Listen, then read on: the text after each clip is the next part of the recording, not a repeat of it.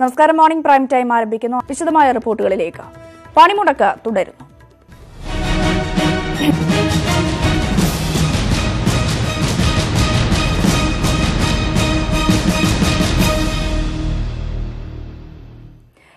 കേന്ദ്ര സർക്കാരിന്റെ തൊഴിലാളി വിരുദ്ധ നയങ്ങൾക്കെതിരെ വിവിധ ട്രേഡ് യൂണിയനുകൾ ആഹ്വാനം ചെയ്ത 48 മണിക്കൂർ രാജ്യവ്യാപക പണിമുടക്ക് തുടരുന്നു. ഡൽഹി അടക്കം വൻ നഗരങ്ങളിലെ വ്യാവസായിക മേഖലകളിൽ തൊഴിലാളികൾ പണിമുടക്കിൽ പങ്കെടുക്കുന്നു. മിക്ക സംസ്ഥാനങ്ങളിലും തീവണ്ടി റോഡ് ഗതാഗതം തടസ്സപ്പെട്ടു. പണിമുടക്കിന്റെ ഭാഗമായി സംസ്ഥാനത്തിന്റെ വിവിധ ഭാഗങ്ങളിൽ സമരാനുകൂലികൾ ഇന്നും ട്രെയിൻ തടയും. തിരുവനന്തപുരത്ത് വേണാട് എക്സ്പ്രസ് തടഞ്ഞ സമരക്കാരെ അറസ്റ്റ് ചെയ്തു നീക്കി. ജീവനക്കാർ പണിമുടക്കിലായതിനാൽ KSRTC ഇന്നും സർവീസുകൾ നടത്തുന്നില്ല. വിശദാംശങ്ങളുമായി തിരുവനന്തപുരത്ത് നിന്ന് ഉമേഷും കൊച്ചിയിൽ നിന്ന് ഡാനി പോളും കോഴിക്കോട് നിന്ന് പ്രദീപ് നാരായണൻ ചേരുന്നു. ആദ്യം ഉമേഷിലേക്ക് പോവുകയാണെങ്കിൽ, ഉമേഷ്, ഇന്നും തിരുവനന്തപുരത്ത് ട്രെയിൻ തടഞ്ഞിരിക്കുന്നു. സമരാനുകൂലികൾ പറയുന്ന കാര്യം എന്താ? മറ്റു ട്രെയിനുകളും തടയാനുള്ള ഒരു തീരുമാനത്തിൽ തന്നെയാണോ അവർ?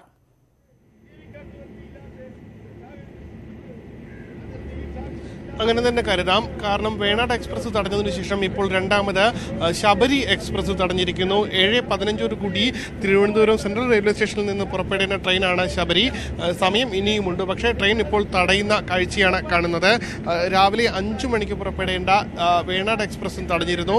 ഏകദേശം 45 മിനിറ്റുകൾക്ക് ശേഷമാണ് വേണാട് എക്സ്പ്രസ് തിരുവനന്തപുരം റെയിൽവേ സ്റ്റേഷനിൽ നിന്ന് പുറപ്പെട്ടത്.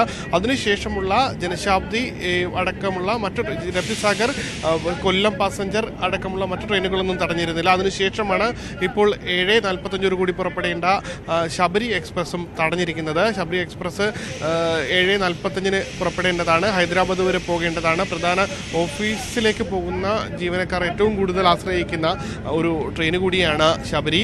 സ്വാഭാവികമായി ശബരി എക്സ്പ്രസ് തടയുന്നത് യാത്രാക്ലേശം വർദ്ധിപ്പിക്കുമെന്നുള്ള കാര്യത്തിൽ സംശയമില്ല.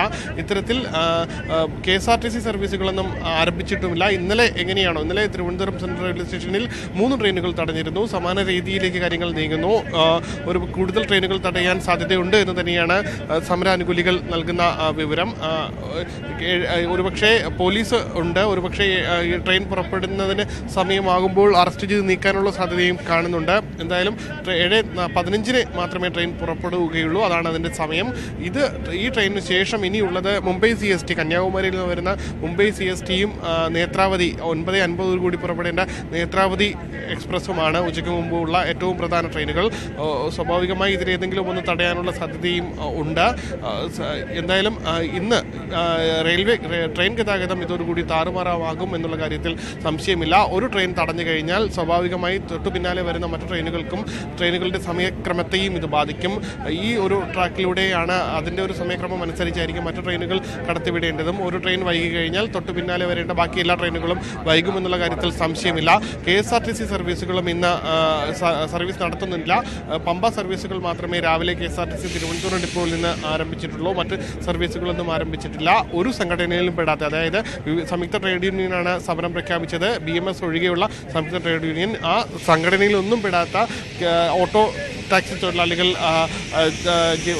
സർവീസ് നടത്തുന്നുണ്ട്. അവർ ഓട്ടം എടുക്കുന്നുണ്ട്. എന്നാൽ വിവിധ ഓട്ടോ സ്റ്റാൻഡുകൾ കേന്ദ്രീകരിച്ച് ഓട്ടോ സർവീസ് നടത്തുന്നില്ല എന്ന് മാത്രമേ ഉള്ളൂ. അതേസമയം റെയിൽവേ സ്റ്റേഷനിലെത്തിയ ആശുപത്രിയിലും RCCയിലും അടക്കം പോകേണ്ടവർക്ക് സന്നദ്ധ സംഘടനകളുടെ സഹായത്തോടും പോലീസിൻ്റെ സഹായത്തോടും വാഹനങ്ങൾ ഒരുക്കി നൽകുന്നുണ്ട്. അത്തരത്തിൽ രാവിലെ എത്തിയവരെ RCCയിലും മെഡിക്കൽ കോളേജിലും അടക്കം എത്തിക്കാനുള്ള സൗകര്യങ്ങൾ സന്നദ്ധ സംഘടനകളും RCC എല്ലാവരും ചെയ്തു നൽകിയിട്ടുണ്ട്. എന്തായാലും ഇന്നും ഇനിയിപ്പോൾ ഏകദേശം 31 മണിക്കൂർ പിന്നിട്ടിരിക്കുന്നു സമരം ആരംഭിച്ച്. ഇന്ന് അർദ്ധരാത്രി 12 മണി വരെയാണ് സമരം. കഴിഞ്ഞ ദിവസം സർക്കാർ ജീവനക്കാർ വളരെ കുറച്ച് മാത്രമേ ജോലിക്ക് ഹാജരായിരുന്നുള്ളൂ. ഇന്നും അതേ സാഹചര്യം തുടരാൻ തന്നെയാണ് സാധ്യത. കൂടുതൽ സർക്കാർ ജീവനക്കാർ ഇന്നും ജോലിക്ക് എത്താൻ സാധ്യത കുറവാണ്. രഞ്ജനെ. ഉമേഷ് തുടരുക. ഇപ്പോൾ കൊച്ചിയിൽ നിന്ന് ഡാനി കൂടി ചേരുന്നുണ്ട്. ഡാനി, എന്തായാലും വേണാട് എക്സ്പ്രസിന് പുറകെ ശബരി എക്സ്പ്രസും തിരുവനന്തപുരത്ത് തടഞ്ഞിരിക്കുന്നു. ഇന്നലെ തന്നെ സമാനമായ സാഹചര്യം തന്നെയാണ്. എന്തായാലും സംസ്ഥാനത്ത് ട്രെയിൻ ഗതാഗതം താറുമാറാകുമെന്ന കാര്യത്തിൽ സംശയമില്ല. കൊച്ചിയിൽ നിന്ന് രാവിലെ കാണാൻ സാധിക്കുന്ന കാഴ്ചകൾ ഏത് രീതിയിലാണ്?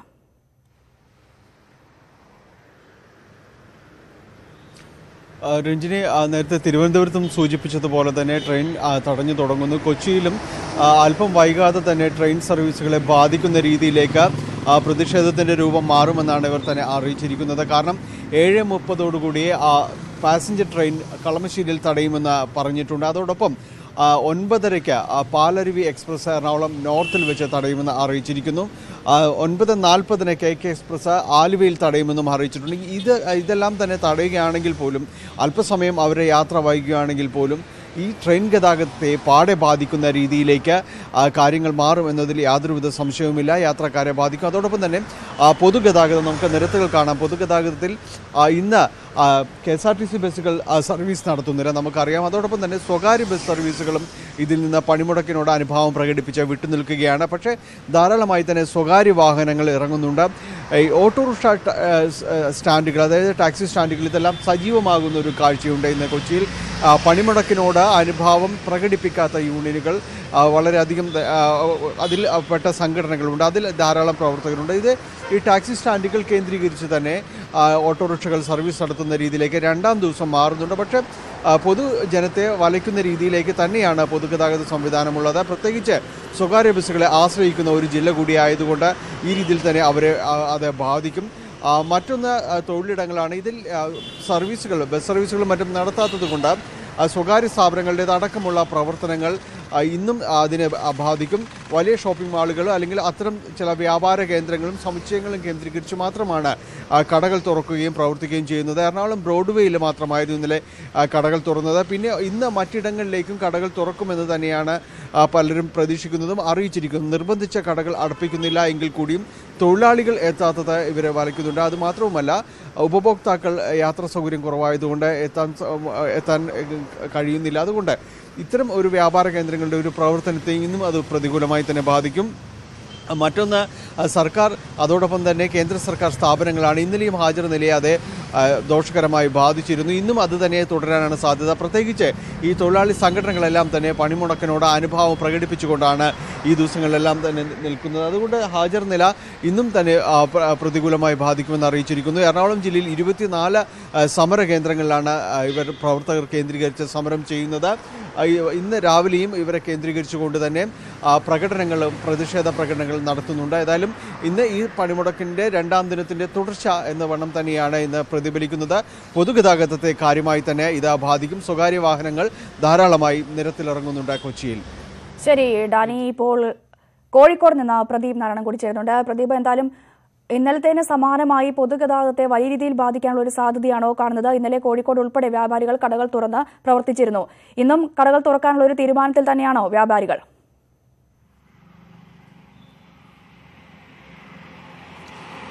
ഇതിൽ തീർച്ചയായും പൊതുഗതാഗത സംവിധാനം ഏറെ താറുമാറായ ഒരു സ്ഥിതി തന്നെയാണ് ഈ പണിമുടക്ക് രണ്ടാം ദിവസത്തിലേക്ക് എത്തുമ്പോഴും ഉള്ളത്. ബസ് KSRTC സ്വകാര്യ ബസ്സുകളൊന്നും തന്നെയും നിരത്തിലിറങ്ങുന്നില്ല. BMS ഈ പണിമുടക്കിൽ പങ്കെടുക്കുന്നില്ല എങ്കിൽ കൂടിയും ബസ് മേഖലയിൽ ജോലി ചെയ്യുന്ന ഈ യൂണിയന്റെ ഭാഗമായ തൊഴിലാളികൾ കൂടി ഈ പണിമുടക്കിൽ അണിചേരുന്നു എന്ന് വേണം മനസ്സിലാക്കാൻ. കാരണം ഭൂരിഭാഗം തൊഴിലാളികളും പണിമുടക്കുമ്പോൾ ഇവർക്ക് ബസ് നിരത്തിലിറക്കാൻ പറ്റാത്തൊരു സാഹചര്യമാണ്. സമാനമാണ് മറ്റ് ടാക്സി സർവീസുകളുടെയും അവസ്ഥ.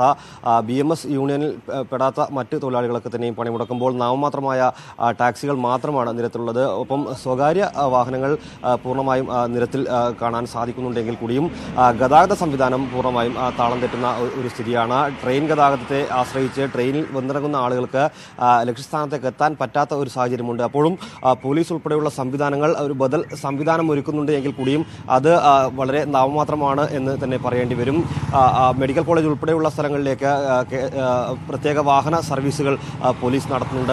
അതുകൊണ്ട് തന്നെ രോഗികളെ ഈ പണിമുടക്ക് അത്ര കണ്ട് ബാധിച്ചിട്ടില്ല എങ്കിൽ കൂടിയും ട്രെയിനുകൾ ഉൾപ്പെടെ തടയുന്ന ഒരു സ്ഥിതിയുണ്ട്. ഇന്നലെ തന്നെയും 1 മണിക്കൂറും ഏറെ സമയമാണ് പലയിടങ്ങളിലും ട്രെയിൻ തടഞ്ഞത്. കാസർഗോഡ്, കണ്ണൂർ ജില്ലകളിലാണ് ഏറെയും ട്രെയിൻ തടയലുകൾ ഇത്രയും അധികം സമയം ട്രെയിൻ തടഞ്ഞ ഒരു സ്ഥിതി ഉണ്ടായത്.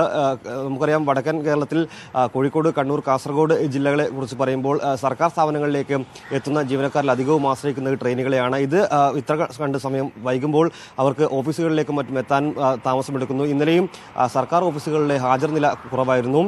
ഏറ്റവും എടുത്തു പറയേണ്ടുന്ന ഒരു കാര്യം, കോഴിക്കോട്ടെ വ്യാപാരികളാണ് നേരത്തെ തന്നെ ഹർത്താലിനും പണിമുടക്കിനുമെതിരായി രംഗത്ത് വന്നത്. ഈ വ്യാപാര സ്ഥാപനങ്ങൾ തുറക്കാൻ അനുവദിക്കണമെന്നൊരു ആവശ്യം ഉന്നയിച്ചതും ഇവരാണ്. അതുകൊണ്ട് തന്നെയും കോഴിക്കോട് ജില്ലയിൽ ഇന്നലെ വ്യാപാര സ്ഥാപനങ്ങൾ തുറന്നുവെങ്കിൽ കൂടിയും ജനങ്ങൾ നഗരങ്ങളിലേക്ക് എത്താത്തതിനാൽ ഇവരുടെ കച്ചവടം നന്നേ കുറഞ്ഞിരുന്നു. ഹോട്ടൽ മേഖലയെയും ഇത് ബാധിച്ചു.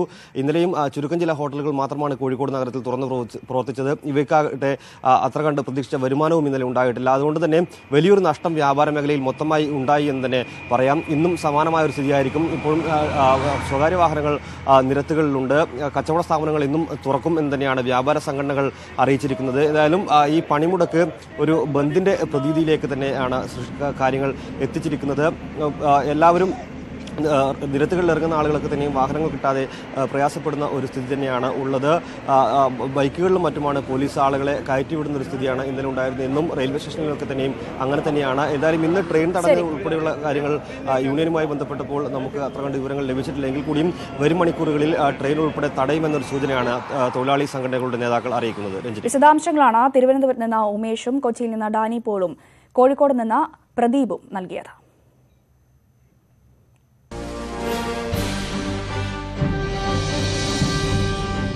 സംസ്ഥാനത്ത് പണിമുടക്ക് ഹർത്താലായി മാറില്ല എന്നായിരുന്നു പ്രഖ്യാപനമെങ്കിലും വാഹനങ്ങൾ ഒന്നും നിരത്തിലിറങ്ങാതെ ഹർത്താലിന് സമാനമായി മാറി കേരളത്തിലെ സ്ഥിതി. ഇതിനു പുറമെയാണ് പൊതുജനങ്ങളെ വലച്ചുകൊണ്ട് പണിമുടക്ക് അനുകൂലികൾ ട്രെയിൻ തടഞ്ഞത്. പണിമുടക്കിന്റെ പ്രധാന മുദ്രാവാക്യങ്ങളിലൊന്ന് റെയിൽവേ സ്വകാര്യവൽക്കരിക്കുന്നതിൽ നിന്ന് രക്ഷിക്കുക എന്നതാണ്. അതിനാലാണ് ട്രെയിൻ തടയുന്നത് എന്നാണ് പണിമുടക്ക് അനുകൂലികളുടെ വാദം. അപ്പോഴും ജനങ്ങളെ ബുദ്ധിമുട്ടിച്ച് ഇത്തരമൊരു സമരമാർഗം ആവശ്യമാണോ എന്ന ചോദ്യം സജീവമായി തന്നെ ഉയരുന്നു. ട്രെയിൻ തടഞ്ഞു വേണോ പണിമുടക്ക് എന്ന ചോദ്യമാണ് ന്യൂസ് അജണ്ട മുന്നോട്ട് വയ്ക്കുന്നത്. ഈ വിഷയത്തിൽ പ്രേക്ഷകർക്കും പ്രതികരിക്കാം. രാവിലെ 7:30 മുതൽ. വിളിക്കേണ്ട നമ്പർ 0471661581. ലോക്സഭ കടന്ന് രാജ്യസഭയിലേക്ക്.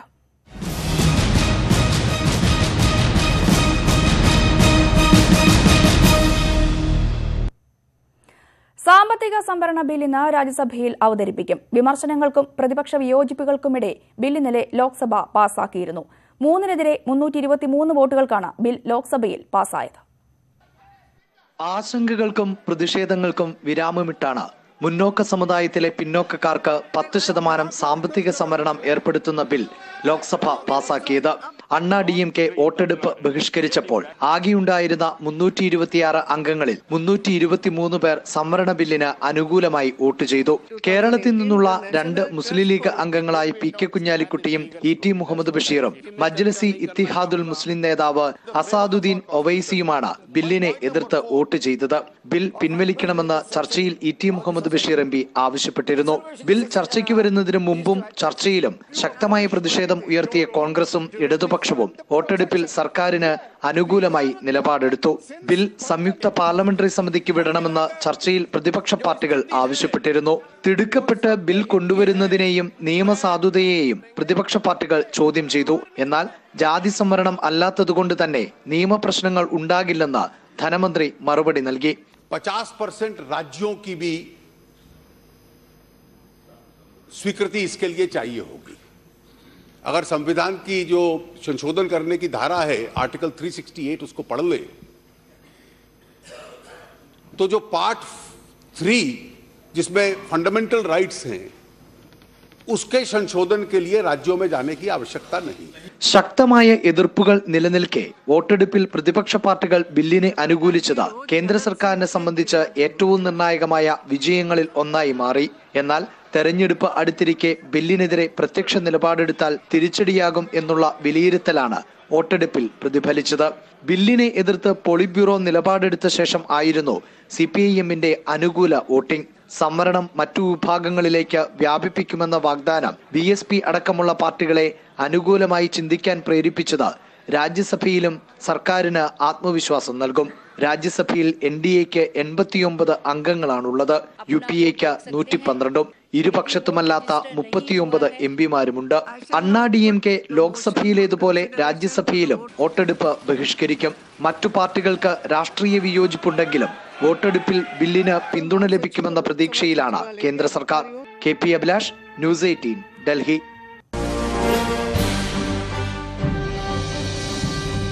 വിവാദവും എതിർപ്പുമെല്ലാം ഉയർന്നുവെങ്കിലും കാര്യമായ പ്രതിബന്ധമില്ലാതെ സാമ്പത്തിക സംവരണ ബിൽ ലോക്സഭയിൽ പാസാക്കാനായി കേന്ദ്ര സർക്കാരിന്. ആ ആത്മവിശ്വാസത്തിലാണ് ബിൽ ഇന്ന് രാജ്യസഭയിൽ എത്തുന്നത്. BJPക്ക് ഭൂരിപക്ഷമില്ലാത്ത രാജ്യസഭയിൽ പ്രതിപക്ഷം കൂടി പിന്തുണച്ചാലേ നിലവിലെ സാഹചര്യത്തിൽ ബിൽ പാസാവൂ. ലോക്സഭയുടെ പശ്ചാത്തലത്തിൽ ഇത് സാധ്യവുമാണ്. പ്രതിബന്ധമില്ലാതെ രാജ്യസഭയും കടക്കുമോ സംവരണ ബിൽ എന്ന ചോദ്യമാണ് ഇന്നത്തെ ദിവസം പ്രധാനമായും ഉയരുന്നത്. KPCC പുനഃസംഘടനയിൽ അന്തിമ തീരുമാനം ഇന്നുണ്ടാകും. ലോക്സഭാ തെരഞ്ഞെടുപ്പിന് മുൻപ് സമ്പൂർണ്ണ അഴിച്ചുപണി ഉണ്ടാകില്ല. നിലവിലെ ഭാരവാഹികളിൽ ഭൂരിഭാഗവും തുടരും. AICC ജനറൽ സെക്രട്ടറി മുകുൾ വാസ്നിക്കുമായി KPCC അധ്യക്ഷൻ മുല്ലപ്പള്ളി രാമചന്ദ്രനും പ്രതിപക്ഷ നേതാവ് രമേശ് ചെന്നിത്തലയും കൂടിക്കാഴ്ച നടത്തും. KPCC പ്രസിഡന്റിന് താൽപര്യമുള്ള ചിലരെ കൂടി ഉൾപ്പെടുത്തി തൽക്കാലം പുനഃസംഘടന എന്നതിനോടാണ് AI ഗ്രൂപ്പുകൾക്ക് യോജിപ്പ്. ലോക്സഭാ തെരഞ്ഞെടുപ്പ് അടുത്തിരിക്കുന്നതിനാൽ സമ്പൂർണ്ണ അഴിച്ചുപണി അപ്രായോഗികമെന്നാണ് ഇരു ഗ്രൂപ്പുകളുടെയും നിലപാട്. അതുകൊണ്ട് തന്നെ നിലവിലെ 12 ജനറൽ സെക്രട്ടറിമാരിൽ കാര്യമായ മാറ്റമുണ്ടാകില്ല. വർക്കിംഗ് പ്രസിഡന്റുമാരുള്ളതിനാൽ ഉപാധ്യക്ഷന്മാരെ നിയമിക്കാൻ കഴിയില്ല. പുതുതായി 3 ജനറൽ സെക്രട്ടറിമാരെ കൂടി നിയമിക്കും. നിലവിലെ 30ഓളം സെക്രട്ടറിമാരിൽ ഭൂരിഭാഗം പേരും തുടരും. പ്രവർത്തന മികവില്ലാത്തവരെ ഒഴിവാക്കും. മുൻ DCC പ്രസിഡന്റുമാർക്ക് അവസരം ലഭിച്ചേക്കും.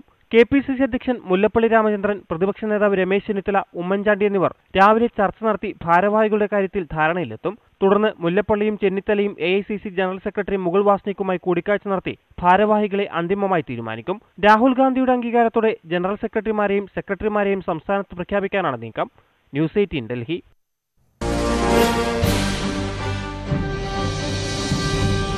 മുല്ലപ്പള്ളി രാമചന്ദ്രൻ പ്രസിഡന്റായി എത്തിയ ശേഷം കേരളത്തിലെ കോൺഗ്രസിൽ ആദ്യത്തെ പുനഃസംഘടന.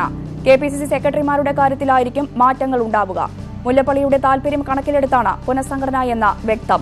സമ്പൂർണ്ണ പുനഃസംഘടനയോട് ഗ്രൂപ്പുകൾക്കൊന്നും താൽപര്യമില്ല. യുവാക്കൾ സെക്രട്ടറി തലത്തിലേക്ക് കൂടുതൽ വരുമെന്ന സൂചനയുണ്ട്. ഓരോ പുനഃസംഘടനയും കേരളത്തിലെ കോൺഗ്രസിൽ വിവാദങ്ങളുടെ നാളുകൾക്കാണ് വഴിവെച്ചിട്ടുള്ളത്. ലോക്സഭാ തെരഞ്ഞെടുപ്പിന് പാർട്ടിയെ ഒരുക്കേണ്ട സമയത്തെ പുനഃസംഘടന ഗ്രൂപ്പ് താൽപര്യങ്ങളെല്ലാം സംരക്ഷിക്കുന്നതാകുമോ?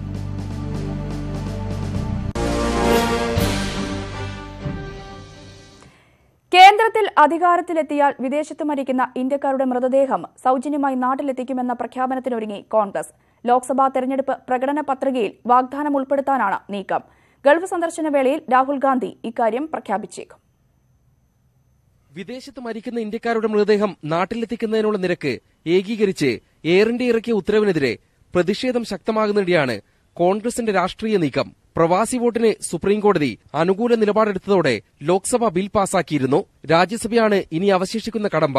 പ്രവാസി വോട്ടുകൾ നിർണായകമാകാമെന്ന സാഹചര്യത്തിൽ കൂടിയാണ് പ്രവാസികൾക്ക് അനുകൂലമാകുന്ന വാഗ്ദാനം തിരഞ്ഞെടുപ്പ് പത്രികയിൽ ഉൾപ്പെടുത്താനുള്ള ആലോചന. വെള്ളിയാഴ്ച മുതൽ ദുബായിയും അബുദാബിയും സന്ദർശിക്കുന്ന കോൺഗ്രസ് അധ്യക്ഷൻ രാഹുൽ ഗാന്ധി ഇത് സംബന്ധിച്ച പ്രഖ്യാപനം നടത്തിയേക്കും. രാഹുലിന്റെ സന്ദർശന ചുമതല വഹിക്കുന്ന AICC ജനറൽ സെക്രട്ടറി ഉമ്മൻചാണ്ടി മുമ്പാകെ പ്രവാസി സംഘടനാ പ്രവർത്തകർ വിഷയമുന്നയിച്ചു. എല്ലാ പാർട്ടി MPമാർ കണ്ടത് കൊടുത്തിരുന്നു, അപേക്ഷ കൊടുത്തിരുന്നു. ഇപ്പോൾ രാഹുൽ ഗാന്ധി ഇപ്പോൾ 11-ാം തീയതി UAE വരുന്നുണ്ട്. അപ്പോൾ പ്രവാസികൾ എന്തോ ഒരു പരിഗണന എല്ലാ പ്രവാസികളും ഉറ്റുനോക്കുന്നുണ്ട്. പ്രവാസികളുടെ കാര്യം മനസ്സിലാക്കും എന്നൊരു പ്രതീക്ഷ എല്ലാ പ്രവാസികൾക്കും ഉണ്ട്. പാകിസ്ഥാനും ബംഗ്ലാദേശും സൌജന്യമായാണ് മൃതദേഹങ്ങൾ നാട്ടിലെത്തിക്കുന്നത്. ഇതിന് സമാനമായ നടപടി കോൺഗ്രസ് അധികാരത്തിലെത്തിയാൽ കൊണ്ടുവരുമെന്നാകും വാഗ്ദാനം. 200 കിലോ വരെ ഭാരമുള്ള മൃതദേഹം നാട്ടിലെത്തിക്കാൻ എയർപോർട്ട് ചാർജ് അടക്കം എയർ ഇന്ത്യയുടെ ഏകീകൃത നിരക്ക് 40,000 രൂപയോളമാണ്. ന്യൂസ് 18 ഡൽഹി. നവകേരള നിർമ്മാണത്തിന് പ്രത്യേക പാക്കേജും ആശയങ്ങളുമായി സംസ്ഥാന ബജറ്റ് തയ്യാറാകുന്നു. നവോത്ഥാന മ്യൂസിയവും സ്ത്രീ ശാക്തീകരണ പദ്ധതികളും ബജറ്റിന്റെ പ്രധാന ആകർഷണമാകും. പ്രളയം കിഫ്ബിയെ മാന്ദ്യത്തിലാക്കിയെന്നും ധനമന്ത്രി തോമസ് ഐസക് ന്യൂസ് 18നോട് പറഞ്ഞു. ജനുവരി 31-നാണ് സംസ്ഥാന ബജറ്റ്. പ്രളയാനന്തര കേരളത്തിന്റെ പുനർനിർമ്മാണത്തിനുള്ള നൂതന ആശയങ്ങളാകും തന്റെ 10ാമത്തെ ബജറ്റിന്റെ കാതലെന്ന് തോമസ് ഐസക്. പ്രധാന ഊന്നൽ കേരള പുനർനിർമ്മാണം തന്നെയായിരിക്കും. അതിൽ വലിയ തുകകൾ പറയലല്ല. തുകകളൊക്കെ ഒരുപക്ഷെ റീബിൽഡിന്റെ സ്കീമും ഒക്കെ വരുമ്പോഴാണ് വരത്തുള്ളതായിരിക്കും. ഒരു 10-20 ഐഡിയാസ് കേരളത്തെ വലിയ ചലനങ്ങൾ സൃഷ്ടിക്കാൻ പര്യാപ്തമായത്. അപ്പോൾ ഈ ബഡ്ജറ്റിലൂടെ മുന്നോട്ട് പോകും. പരിമിതമായ വിഭവങ്ങളെ ആശ്രയിച്ചും കേന്ദ്ര സർക്കാരിൽ അധികം പ്രതീക്ഷ വയ്ക്കാതെയുമാകും ബജറ്റ് തയ്യാറാക്കുക. GST വരുമാനത്തിൽ കുറവുണ്ടായതിനാൽ പ്രളയ സെസ്സിൽ നിന്ന് കാര്യമായ ഗുണം പ്രതീക്ഷിക്കുന്നില്ല. 1% ഇപ്പൊ സെസ് ഏർപ്പെടുത്താൻ തീരുമാനിച്ചു. 500 കോടി രൂപയാണ് ഒരു വർഷം കിട്ടുന്നത്. ഒന്ന് ആലോചിച്ച് നോക്കിയേ, 28 ഉണ്ടായിരുന്ന മുഴുവൻ 18 ആക്കി. 10%. അപ്പോൾ എത്ര ആയിരം കോടി രൂപയാണ് നഷ്ടപ്പെട്ടത്? ഇതാണ് നമ്മുടെ വരുമാനം വർദ്ധിക്കാതിരിക്കാനുള്ള മുഖ്യ കാരണം. ഏറെ പ്രതീക്ഷ അർപ്പിച്ച കിഫ്ബി പ്രളയത്തിനു ശേഷം മാന്ദ്യത്തിലായെന്നും ഐസക് വ്യക്തമാക്കുന്നു. കിഫ്ബി ഈ പ്രളയമൊക്കെ വന്നപ്പോൾ വീണ്ടും മാന്ദ്യത്തിലായി. എന്നും എല്ലാം നിർത്തിവെച്ചിരിക്കുകയല്ലായിരുന്നു 3 മാസം. ഞാൻ പ്രതീക്ഷിക്കുന്ന അടുത്ത വർഷം ഒരു 20,000 കോടി രൂപയുടെ നിർമ്മാണ പ്രവൃത്തി നടക്കും. പൈസ കൊടുക്കേണ്ടി വരും എന്നുള്ളത്. ഈ വർഷം ഏതാണ്ട് 45,000 കോടി രൂപയുടെ അനുമതി കൊടുത്തിരിക്കും. നവോത്ഥാനം, സ്ത്രീ ശാക്തീകരണം, ആരോഗ്യ വിദ്യാഭ്യാസ രംഗം എന്നിവയ്ക്കും ബജറ്റിൽ പ്രാമുഖ്യം നൽകും. തെരഞ്ഞെടുപ്പ് വർഷത്തിൽ ജനപ്രിയ ബജറ്റ് പ്രതീക്ഷിക്കാമോ എന്ന ചോദ്യത്തിന് ഐസക്കിന്റെ മറുപടി. ജനങ്ങളുടെ ആശുപത്രി, ജനങ്ങളുടെ സ്കൂള്, അവരുടെ ക്ഷേമ പ്രവർത്തനങ്ങൾ, ഇതിലെല്ലാം വളരെ ഉദാരമായ സമീപനമല്ലേ. കാരണം വലിയ മൂലധന ചെലവ് വരുന്നതൊക്കെ ബഡ്ജറ്റിന് പുറത്തോട്ട് മാറ്റിയിട്ടുണ്ട്, കിഫ്ബി വഴിയും ലൈഫ് വഴിയുമൊക്കെ. അപ്പോൾ ബഡ്ജറ്റിനുള്ളിൽ കുറച്ചും കൂടി സ്പേസ് ഉണ്ട് ഇങ്ങനെയുള്ള ക്ഷേമ പ്രവർത്തനങ്ങൾ ചെയ്യാനായിട്ട്. അപ്പോൾ അതാണ് സ്വീകരിക്കുന്ന സമീപനം. ന്യൂസ് 18 തിരുവനന്തപുരം. സംസ്ഥാനത്ത് പണിമുടക്ക് ഹർത്താലായി മാറില്ല എന്നായിരുന്നു പ്രഖ്യാപനമെങ്കിലും വാഹനങ്ങളൊന്നും നിരത്തിലിറങ്ങാതെ ഹർത്താലിന് സമാനമായി മാറി കേരളത്തിലെ സ്ഥിതി. ഇതിനും പുറമെയാണ് പൊതുജനങ്ങളെ വലച്ചുകൊണ്ട് പണിമുടക്ക് അനുകൂലികൾ ട്രെയിൻ തടഞ്ഞത്.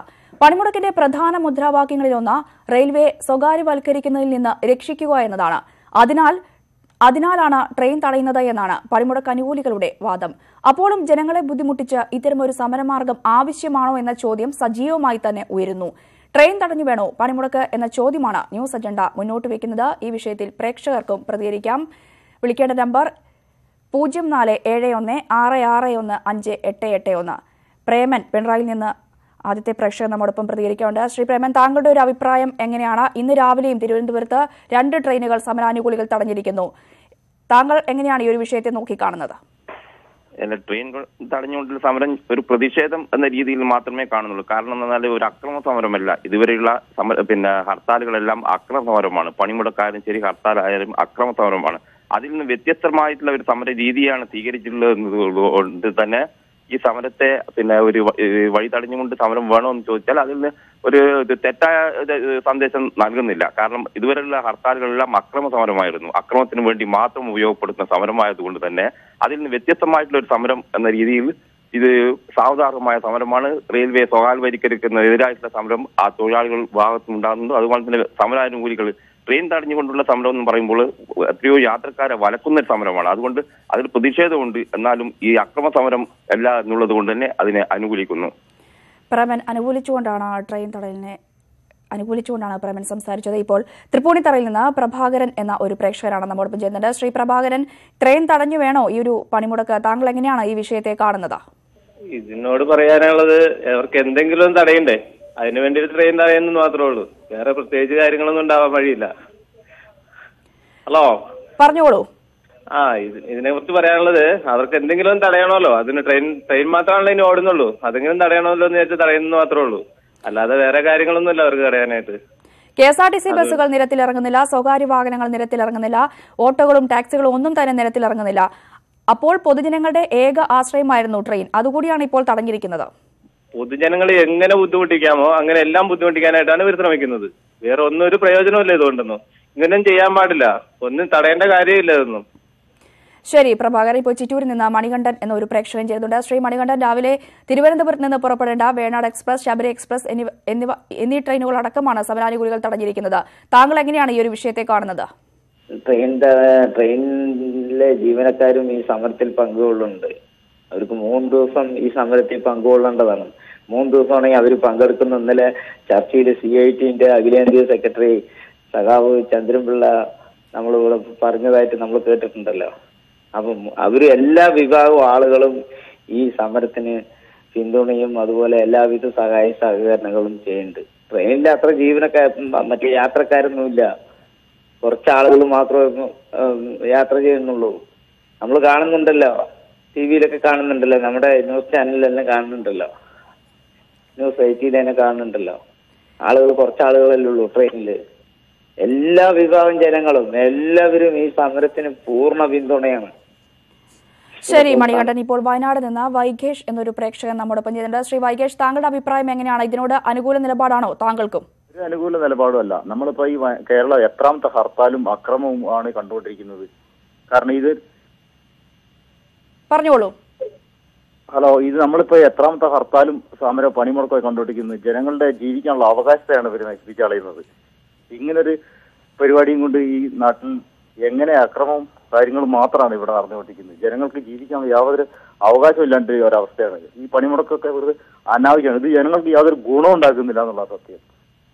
ഇപ്പോൾ ഡൽഹിയിൽ നിന്ന് ജയേഷ് എന്നൊരു പ്രേക്ഷകൻ കൂടി ചെയ്യുന്നുണ്ട്. ശ്രീ ജയേഷ്, എന്തായാലും സംസ്ഥാനത്തെ ട്രെയിൻ ഗതാഗതം പൂർണ്ണമായും താറുമാറായി എന്ന് തന്നെ പറയാം. മിക്ക ട്രെയിനുകളും വളരെയധികം സമയം വൈകിയാണ് ഓടിക്കൊണ്ടിരിക്കുന്നത്. താങ്കൾ എങ്ങനെയാണ് ഈ ഒരു വിഷയത്തെ നോക്കി കാണുന്നത്? തീർച്ചയായും ഇത് വളരെ ദൗർഭാഗ്യകരമാണ്. നമ്മുടെ സാക്ഷര കേരളത്തിൽ നിന്നുള്ള ഇത്തരത്തിലുള്ള അടിക്കടി ഉള്ള ഒരു എന്താ പറയാ ഹർത്താലിന്റെ വാർത്തകൾ ഞങ്ങള് പോലുള്ള മറുനാട്ടിൽ നിന്ന് ജോലി ചെയ്യുന്ന ആൾക്കാർക്കൊക്കെ ഭയങ്കര ഒരു വിഷമം തോന്നുന്നുണ്ട്. കാര്യം ഇതിപ്പോ എത്രാമത്തെ ഹർത്താലാണ് ഇവിടെ ഉണ്ടാവുന്നത്. ഇവര് പിന്നെ ഇപ്പൊ ഭരിക്കുന്ന പാർട്ടിയുടെ തന്നെ ട്രേഡ് യൂണിയൻസ് ആണ് ഇവിടെ ഇപ്പൊ ട്രെയിൻ തടയുന്നു, ബസ് തടയുന്നു. അതിപ്പോ ആരായാലും ഹർത്താൽ നടത്തുന്ന ഏത് പാർട്ടി ആയാലും അത് ജനങ്ങളെ സാധാരണക്കാരായ ജനങ്ങളെ ബുദ്ധിമുട്ടിലേക്ക് തള്ളിവിടുക എന്നുള്ളതല്ലാതെ വേറെ ഒരു ഇവർക്ക് ഒരു ബെനിഫിറ്റ് ഉണ്ടാവുമെന്ന് എനിക്ക് തോന്നുന്നില്ല. ഇത് തീർച്ചയായും വളരെ മോശമായ ഇത് തന്നെയാണ് നടന്നുകൊണ്ടിരിക്കുന്നത്. ഇപ്പോൾ ആലപ്പുഴയിൽ നിന്ന് പ്രസാദ് എന്നൊരു പ്രേക്ഷകൻ നമ്മോടൊപ്പം ചെയ്തിട്ടുണ്ട്. ശ്രീ പ്രസാദ്, ഇന്നലത്തേന് സമാനമായി ഇന്നും ട്രെയിനുകൾ വ്യാപകമായി തന്നെ തടയുന്നു. ഈ ഒരു നിലപാടിനോട് താങ്കളുടെ നിലപാട് എന്താണ്?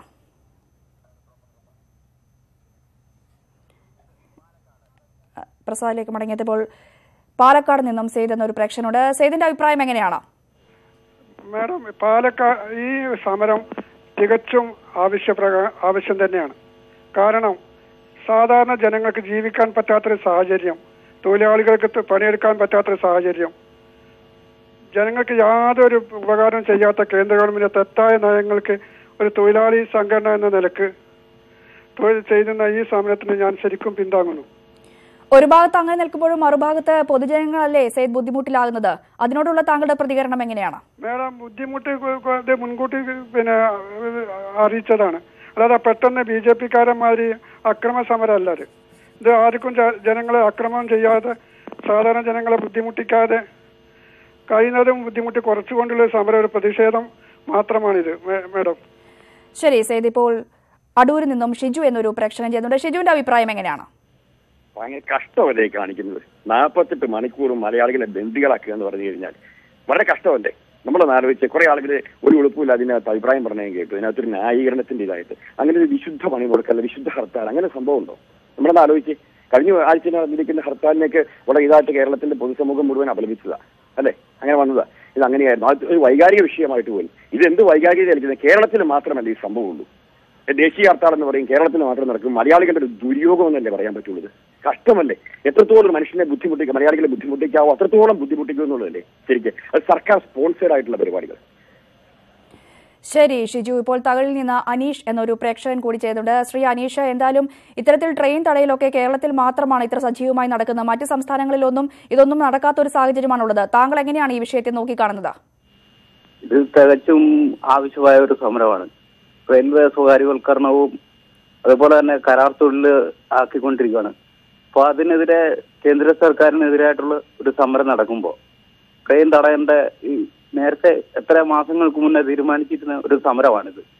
അപ്പൊ ഇത് നേരത്തെ തന്നെ ജനങ്ങൾക്ക് എല്ലാ സംയുക്ത ട്രേഡ് യൂണിയനുകളിലും നോട്ടീസ് കൊടുത്ത് എല്ലാം നടത്തുന്ന ഒരു സമരമായാറും കൊണ്ട് തന്നെ ഇത് ആവശ്യമാണ്. അത് കേന്ദ്ര സർക്കാർ അംഗീകരിക്കാൻ മതി. ഈ ജനങ്ങളുടെ ബുദ്ധിമുട്ട് മാറ്റാൻ വേണ്ടിയാണ് നേരത്തെ തന്നെ ഇത് അറിയിച്ചിരുന്നത്. ജനങ്ങൾക്ക് യാതൊരു ബുദ്ധിമുട്ടുമില്ല. ഈ രാജ്യത്ത് ജീവിക്കുന്ന ഓരോ പൗരന്മാർക്കും തൊഴിൽ വേണ്ടയാണ്.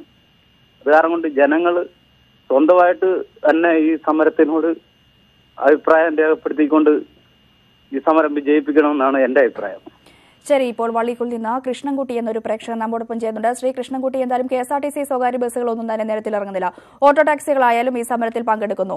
താങ്കൾ എങ്ങനെയാണ് ഈ ഒരു വിഷയത്തെ നോക്കിക്കാണുന്നത്? ആ ഒരു സമയത്ത് ജനങ്ങളുടെ ഏക ആശ്രയമായിരുന്ന ട്രെയിൻ കൂടിയാണ് ഇപ്പോൾ തടഞ്ഞിരിക്കുന്നത്. താങ്കൾ എങ്ങനെയാണ് ഈ വിഷയത്തെ കാണുന്നത്? കൃഷ്ണൻകുട്ടി ലൈനിൽ ഇപ്പോൾ ഷിഹാബ് കോതമംഗലത്തിൽ നിന്ന് പ്രതികരിക്കാനുണ്ട്. ഷിഹാബ്, എങ്ങനെയാണ് ഈ വിഷയത്തെ നോക്കിക്കാണുന്നത്? ഇത് ലോകത്ത് ആകമാനമുള്ള പ്രതിഷേധങ്ങളല്ല ആർക്കെങ്കിലുമൊക്കെ എന്തെങ്കിലും ബുദ്ധിമുട്ടുകൾ ഉണ്ടാവാതെ പറഞ്ഞോളൂ. ലോകത്ത് എന്തെങ്കിലും പ്രതിഷേധങ്ങളും കാര്യങ്ങളൊക്കെ ഉണ്ടാകുമ്പോഴേ ഏതെങ്കിലും ഒരു വിഭാഗം ആളുകളെയൊന്നും ഇത് ബാധിക്കാതെ മുമ്പോട്ട് പോവില്ലല്ലോ. ഹലോ, പറയൂ, താങ്കളുടെ അഭിപ്രായം എങ്ങനെയാണ്?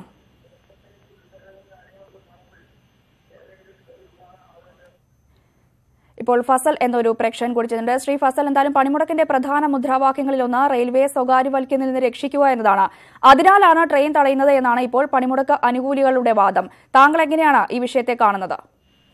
അതെ, നമ്മൾ ഇവിടെ ഓരോ 5 വർഷം കഴിയുമ്പോഴും ഇവരുടെ സുന്ദരമായ വാഗ്ദാനങ്ങൾ ജനങ്ങൾക്ക് സേവനം ചെയ്യാന്നുള്ളതാണ്. ഇത് ജനങ്ങൾക്ക് സേവനമല്ല, ഇത് ജനങ്ങളെ ബുദ്ധിമുട്ടിക്കലാണ്. ഇത് ഏത് രാഷ്ട്രീയ പാർട്ടിക്കാരാണെന്നുണ്ടെങ്കിൽ സാധാരണ ജനങ്ങൾക്ക് ഉണ്ടാകുന്ന ബുദ്ധിമുട്ടുകൾ ഇല്ലാതാക്കുക. അതിന് ഇത്തരത്തിലുള്ള സമരങ്ങളല്ല വേണ്ടത്. അതിന് വേറെ എന്തെങ്കിലും നിലക്ക് ജനങ്ങളെ ബുദ്ധിമുട്ടിക്കാത്ത നിലയിലുള്ള സമരങ്ങൾ അവർ ചെയ്യണം. അതല്ല ഇതിപ്പോ ഇവരൊരു വളരെ കുറഞ്ഞ ആളുകൾക്ക് വേണ്ടി എത്രയോ ലക്ഷക്കണക്കിന് കോടിക്കണക്കിന് ആളുകളാണ് ഇതുകൊണ്ട് ബുദ്ധിമുട്ടുന്നത്. ഇവര് പറയണത് ഇത് എന്താണ് കുറെ മുമ്പ് നിശ്ചയിച്ചതാണെന്ന്. അതുപോലെ കുറെ മുമ്പ് നിശ്ചയിച്ച ഒരുപാട് ആൾക്കാരുടെ ആസ്പത്രി അതുപോലുള്ള ഒരുപാട് പ്രധാനപ്പെട്ട കാര്യങ്ങൾ ഉണ്ടാവും. ഇപ്പോൾ ബാംഗ്ലൂരിൽ നിന്നും ജയപ്രകാശ് എന്നൊരു പ്രേക്ഷകൻ കൂടി ചെയ്യുന്നുണ്ട്. ശ്രീ ജയപ്രകാശ്, ഇന്നും തിരുവനന്തപുരത്ത് നിന്ന് പുറപ്പെട്ട വേണാട് എക്സ്പ്രസ്, ശബരി എക്സ്പ്രസ് ഉൾപ്പെടെ തടഞ്ഞിരിക്കുന്നു. താങ്കൾ എങ്ങനെയാണ് ഈ വിഷയത്തെ കാണുന്നത്? ജനങ്ങളെ ബുദ്ധിമുട്ടിച്ച് വേണോ ഇത്തരമൊരു സമരമാർഗം? ഇത് ഒരിക്കലും അംഗീകരിക്കാൻ പറ്റാത്തൊരു പണിമുടക്കാണ്. എത്രയോ ജനങ്ങളെ ബുദ്ധിമുട്ടിക്കുന്നതാണ്. നമ്മുടെ ഗവൺമെന്റ് ഭാഗത്തുനിന്ന് ഒരു പ്രൊട്ടക്ഷനും നൽകാത്ത രീതിയിലാണ് ഇപ്പൊ ഗവൺമെന്റ് പ്രതികരിച്ചുകൊണ്ടിരിക്കുന്നത്. ഇപ്പോൾ കാഞ്ഞങ്ങാട് നിന്നും അശോകൻ എന്നൊരു പ്രേക്ഷകൻ ചെയ്യുന്നുണ്ട്. ശ്രീ അശോകൻ, എന്തായാലും സംസ്ഥാനത്തെ എല്ലാ ട്രെയിനുകളും മിക്ക ട്രെയിനുകളും വൈകിയാണ് ഓടുന്നത്. താങ്കൾ എങ്ങനെയാണ് ഈ ഒരു വിഷയത്തെ കാണുന്നത്? കാരണം മേഡം കഴിഞ്ഞ ദിവസം ഒരു പത്രസമ്മേളനം നടത്തിയിട്ട് ഇതിന്റെ സംഘാടകര് പത്രസമ്മേളനം നടത്തിയിട്ട് വളരെ വ്യക്തമായിട്ട് പറഞ്ഞായിരുന്നു, യാതൊരുവിധ ട്രെയിൻ തടയലോ വാഹനങ്ങൾ തടയോ ഒന്നും ചെയ്യില്ല എന്ന് പറഞ്ഞിട്ടാണ് ഇവര് പണിമുടക്ക് തുടങ്ങിയത്.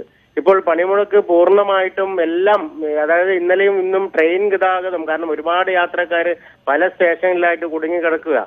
കാരണം എത്രയോ ബുദ്ധിമുട്ടിയിട്ടാണ് കാരണം ജനങ്ങൾ ഇന്നലെയും ഇന്നും കഴിഞ്ഞു പോകുന്നത്. ട്രെയിൻ തടി ഈ പണിമുടക്ക് ഈ പറഞ്ഞവരൊക്കെ എവിടെ പോയി? ഈ വാർത്താ സമ്മേളനം നടത്തി ടിവിയിലും മറ്റും പറഞ്ഞ ആളുകള് ഇപ്പോൾ എവിടെ പോയി?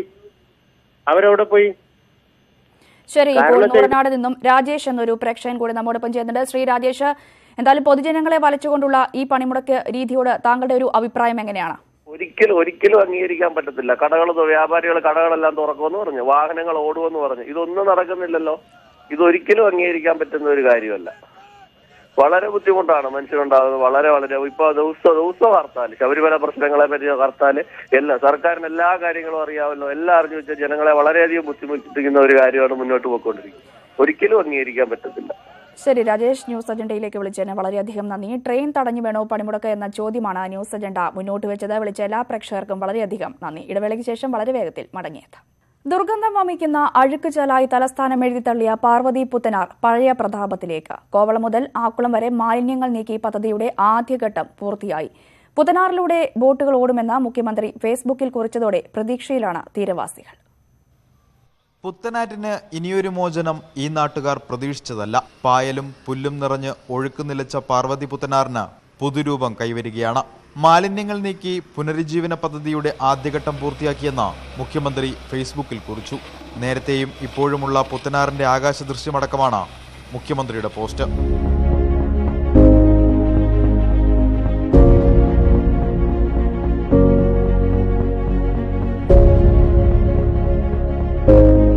പാർവതി പുത്തനാറിന്റെ ആഴം കൂട്ടുന്ന പണികളാണ് ഇപ്പോൾ നടക്കുന്നത്.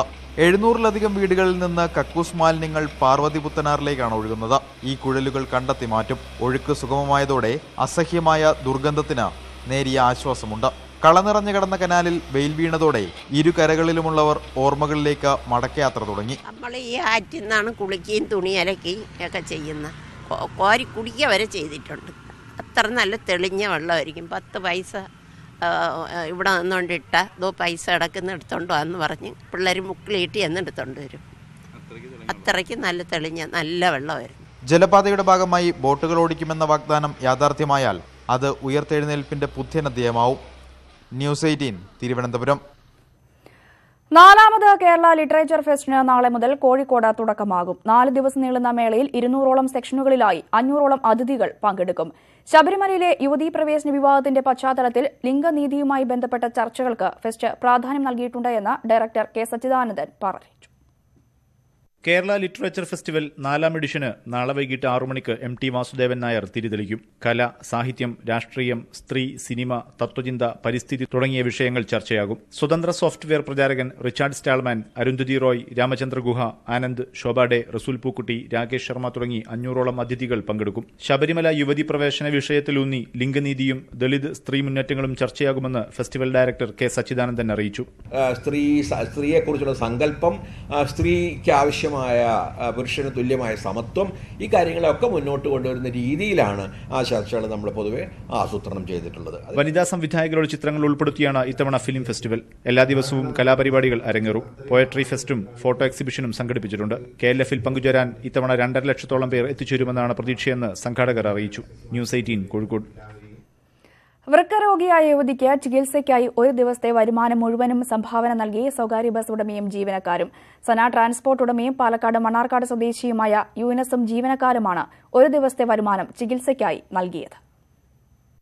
വൃക്കയും പാൻക്രിയാസും തകരാറിലായി ഗുരുതരാവസ്ഥയിൽ കഴിയുന്ന മണ്ണാർക്കാട് അലനല്ലൂർ സ്വദേശി അമൃതയുടെ ചികിത്സയ്ക്കായാണ് സന ട്രാൻസ്പോർട്ടിന്റെ 14 ബസ്സുകളും ജനുവരി 7 സർവീസ് നടത്തിയത്.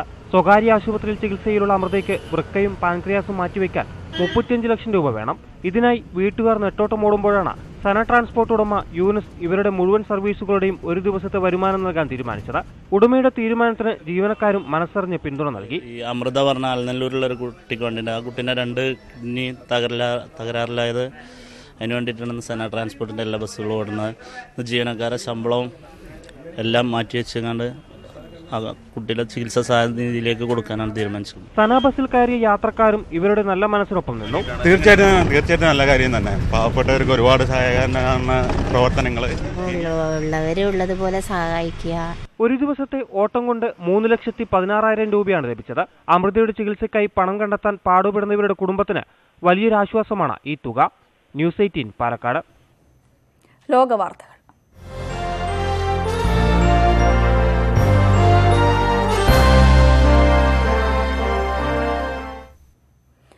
ഉത്തര കൊറിയൻ നേതാവ് കിം ജോങ് ഉൻ ബെയ്ജിംഗ് സന്ദർശിച്ചു. ചൈനീസ് പ്രസിഡന്റ് ഷീ ജിൻപിങ്ങിന്റെ ക്ഷണപ്രകാരമാണ് കിം ഉന്നതതല ചർച്ചയ്ക്ക് എത്തിയത്. ചൈന അമേരിക്ക നിർണായക വാണിജ്യ ചർച്ചകൾക്കിടെയുള്ള കിം ജോങ് ഉന്നിന്റെ ബെയ്ജിംഗ് സന്ദർശനം ഏറെ പ്രാധാന്യം നിറഞ്ഞതാണ്. മാധ്യമങ്ങൾ റിപ്പോർട്ട് ചെയ്തതോടെ ഇരു രാജ്യങ്ങളും കിമ്മിന്റെ സന്ദർശനം സ്ഥിരീകരിച്ചു. ഒരു വർഷത്തിനുള്ളിൽ കിം നടത്തുന്ന 4ാമത്തെ ചൈനീസ് സന്ദർശനമാണ് ഇത്. ഗാഡ്വിക് എയർപോർട്ടിന് പിന്നാലെ ലണ്ടനിലെ ഹെത്രൂ വിമാനത്താവളത്തിലും ഡ്രോൺ കണ്ടെത്തി. ഇന്നലെ രാത്രിയോടെയാണ് റൺവേക്ക് സമീപം ഡ്രോൺ കണ്ടത്. ഇതേ തുടർന്ന് താൽക്കാലികമായി വിമാന സർവീസുകൾ നിർത്തിവെച്ചു. മണിക്കൂറുകൾ നീണ്ട പരിശോധനകൾക്ക് ശേഷം സർവീസ് പുനരാരംഭിച്ചു. സുരക്ഷാ പരിശോധനകൾക്ക് വേണ്ടിയാണ് മണിക്കൂറുകളോളം സർവീസ് നിർത്തിവെച്ചത് എന്ന് യാത്രക്കാർക്കുണ്ടായ ബുദ്ധിമുട്ടിൽ ക്ഷമ ചോദിക്കുന്നതായും വിമാനത്താവളം അധികൃതർ വ്യക്തമാക്കി. അയ്യപ്പന്റെ തിരുമുറ്റത്ത് ചെറുശ്ശേരി കുട്ടന്മാരാരുടെ നേതൃത്വത്തിലുള്ള 101-അംഗ സംഘം പാണ്ടിമേളവുമായി വീണ്ടും എത്തി. സംസ്ഥാനത്തെ എക്സൈസ് ജീവനക്കാരുടെയും ഓഫീസർമാരുടെയും കൂട്ടായ്മയാണ് സന്നിധാനത്ത് മേളവിസ്മയം സംഘടിപ്പിച്ചത്.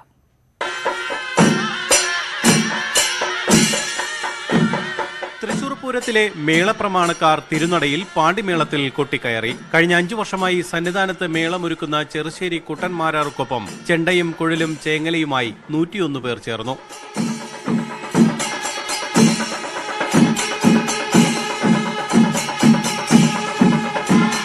സന്നിധാനം ദീപാരാധനയിൽ മുഴുകുന്നതുവരെ തുടർന്നു മേളം. അയ്യപ്പന് മുന്നിൽ മേളം അവതരിപ്പിക്കുന്നത് പ്രത്യേക അനുഭവമാണെന്ന് ചെറുശ്ശേരി കുട്ടന്മാരാർ. ശബരിമലയിൽ മേളം കൊട്ടുക എന്ന് പറഞ്ഞാൽ അതൊരു എന്താ അതിന്റെ ഫീൽ എന്ന് പറയാൻ പറ്റില്ല. ഒരു പ്രത്യേക ഒരു അനുഭൂതിയാണ്.